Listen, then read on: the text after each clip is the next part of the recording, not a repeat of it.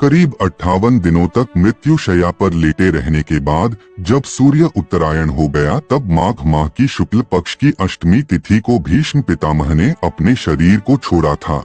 इसीलिए यह दिन उनका निर्वाण दिवस है।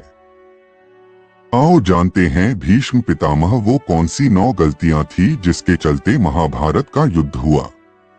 मित्रों, वीडियो पर अंत तक बने रहे और कहानी को गौर से सुनिएगा और चैनल को सब्सक्राइब कर लीजिएगा। तो चलिए कहानी को शुरू करते हैं।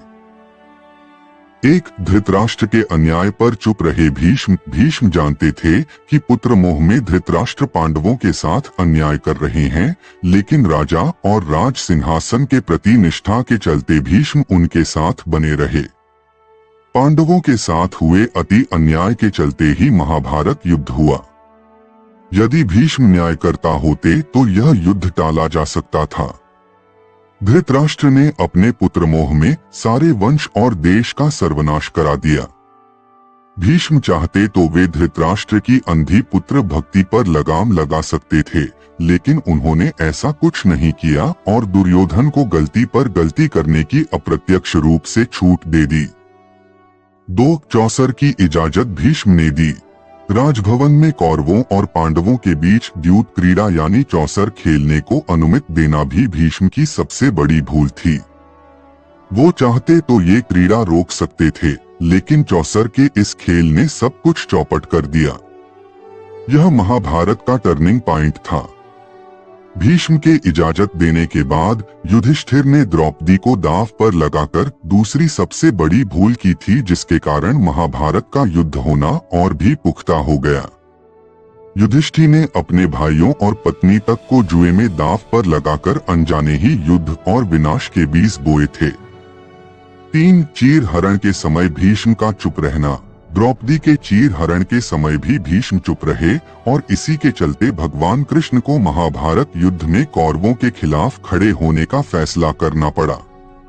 चीर हरण महाभारत की ऐसी घटना थी जिसके चलते पांडवों के मन में कौरवों के प्रति नफरत का भाव स्थायी हो गया।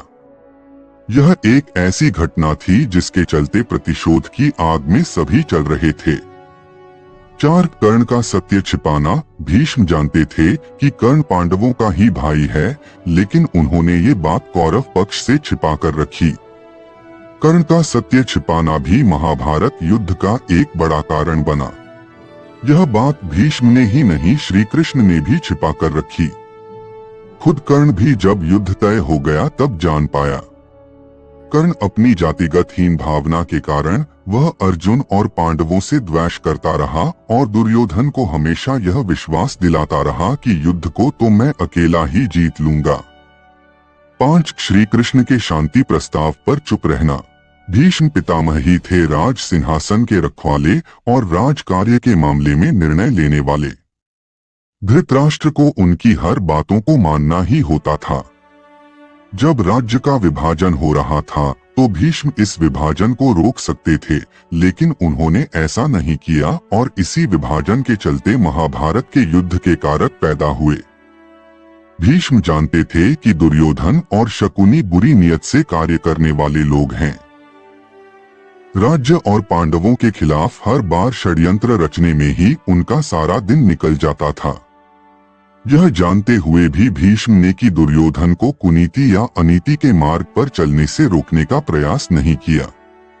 दुर्योधन द्वारा श्री कृष्ण के 5 गांव की मांग को ठुकराते हुए यह कहना कि बिना युद्ध के मैं सुई की नोक के बराबर भूमि भी नहीं दूंगा, तब भी भीष्म चुप रहे और दुर्योधन के शांति प्रस्ताव को ठुकराने के कृत्य को नजरअंदाज करते रहे। भीष्म पितामह के कार्यों और उनके चुप रहने की प्रवृत्ति ने महाभारत के युद्ध को टालने के अनेक अवसरों को नष्ट कर दिया। उनकी निष्ठा, धर्म के प्रति असमंजस और राजधर्म के पालन की गलत व्याख्या कई बार उनके निर्णयों को कमजोर बना गई। आगे उनकी अन्य गलतियां और योगदान को समझने से यह स्पष्ट होता है कि उनका आदर्श जीवन भी अपने समय की चुनौतियों से अछूता नहीं था। 6, भीष्म का आजीवन ब्रह्मचर्य का व्रत लेना। भीष्म पितामह ने अपने पिता शांतनु की इच्छा पूरी करने के लिए आजीवन ब्रह्मचर्य का व्रत लिया। इस प्रतिज्ञा ने वंश को उत्तराधिकारी संकट में डाल दिया। इस प्रतिज्ञा का परिणाम यह हुआ कि कुरु वंश के उत्तराधिकार के लिए सही उत्तराधिकारी का अभाव हो गया, जिससे आगे चलकर कौरव और पांडवों के बीच संघर्ष बढ़ा। 7 अम्बा का अपमान। भीष्म ने अम्बा, अंबिका और अंबालिका को काशीराज की सभा से बलपूर्वक ले जाकर हस्तिनापुर के राजा विचित्रवीर्य से विवाह के लिए लाया। अम्बा, जो पहले ही शाल्व से प्रेम करती थी, ने विरोध किया। जब अम्बा ने अपनी अपमानजनक स्थिति के लिए न्याय मांगा, भीष्म ने उनकी मदद करने से इनकार कर दिया। अम्बा के अपमान और क्रोध ने उनकी आत्मा को इतना घायल कर दिया कि उन्होंने भीष्म से बदला लेने का प्रण लिया और यही कारण बना कि अम्बा अगले जन्म में शिखंडी बनकर भीष्म के पतन का कारण बनी। 8 दुर्योधन का पक्ष लेना। भीष्म जानते थे कि दुर्योधन का व्यवहार और उसकी नीतियां गलत हैं, फिर भी उन्होंने हस्तक्षेप करने और उसे सुधारने का प्रयास नहीं किया। उनकी चुप्पी ने दुर्योधन को और अधिक दुस्साहसिक बना दिया। दुर्योधन की दुष्टता और उसकी जिद ने युद्ध को अपरिहार्य बना दिया। 9 अपने वचनों को लेकर अति कठोरता। भीष्म ने अपनी प्रतिज्ञाओं और वचनों को इतनी कठोरता से निभाया कि उनके चलते उन्होंने अपने विवेक और न्याय बुद्धि को भी त्याग दिया। उन्होंने स्वयं कहा कि मैं हस्तिनापुर का सेवक हूँ, राजा की आज्ञा का पालन करना मेरा धर्म है, लेकिन वे यह भूल गए कि धर्म का असली अर्थ न्याय और सत्य का साथ देना है।